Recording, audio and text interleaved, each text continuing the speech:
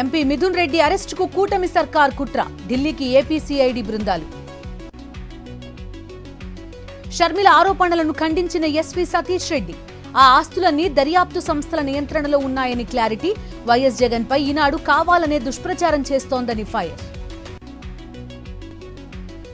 కాకినాడ జిల్లా కొత్తపల్లిలో ఎమ్మెల్సీ నాగబాబుకు నిరసన సెగ.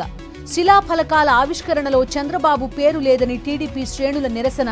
జనసేన కార్యక్రమాలను బహిష్కరించిన తెలుగుదేశం నేతలు. సిద్దిపేట జిల్లా ఎర్రబల్లి ఫామ్ హౌస్ లో కేసీఆర్ సమావేశం. మహబూబ్ నగర్, నల్లగొండ, ఖమ్మం బీఆర్ఎస్ నేతలతో చర్చలు. పార్టీ రజతోత్సవ కార్యక్రమంపై దిశానిర్దేశం. బీఆర్ఎస్ కాంగ్రెస్ రెండూ ఒక్కటే, పార్లమెంట్ వేదికగా బంధం బయటపడిందన్న లక్ష్మణ్. వక్ఫ్ బోర్డు పేరుతో పేదల భూములు దోచుకున్నారని విమర్శ. ఏపీలో పలుచోట్ల ఈదురు గాలులు, భారీ వర్షం.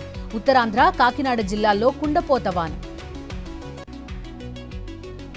భద్రాచలంలో నవమి ఉత్సవాల ఏర్పాట్లు పూర్తి. రేపు సీతారాముల కళ్యాణానికి సర్వం సిద్ధం. శ్రీలంకలో కొనసాగుతున్న ప్రధాని మోదీ పర్యటన. రెండు దేశాల మధ్య ద్వైపాక్షిక ఒప్పందాలు. తమిళ జాలర్లు, బోట్లను విడిచిపెట్టాలని సూచన. మావోయిస్టులకు కేంద్ర హోంమంత్రి అమిత్ షా సవాల్. బస్తర్ గిరిజనుల అభివృద్ధి ఆపలేరంటూ comment. Bhadradri Kothagudem police head quarters లో ఆపరేషన్ చేయూత. ఐజీ ఎదుట లొంగిపోయిన 86 మంది మావోయిస్టులు. అమెరికా స్టాక్ మార్కెట్ల పతనంపై ట్రంప్ కీలక వ్యాఖ్యలు. సంపన్నులమవడానికి ఇదే సమయమంటూ కామెంట్. ట్రంప్ చర్యలతో అమెరికాలో ఉద్యోగాలు ఉండవు. ఆర్థిక సేవల సంస్థ జేపీ మోర్గాన్ అంచనా.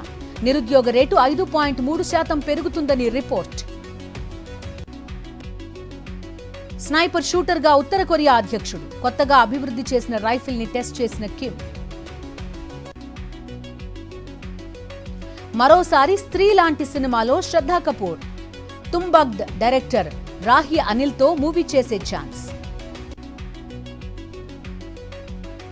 చెన్నై సూపర్ కింగ్స్ టార్గెట్ 184 పరుగులు. 6 వికెట్ల నష్టానికి 183 స్కోర్ చేసిన ఢిల్లీ క్యాపిటల్స్. హైదరాబాద్ చేరుకున్న ఎస్ఆర్హెచ్ ప్లేయర్స్.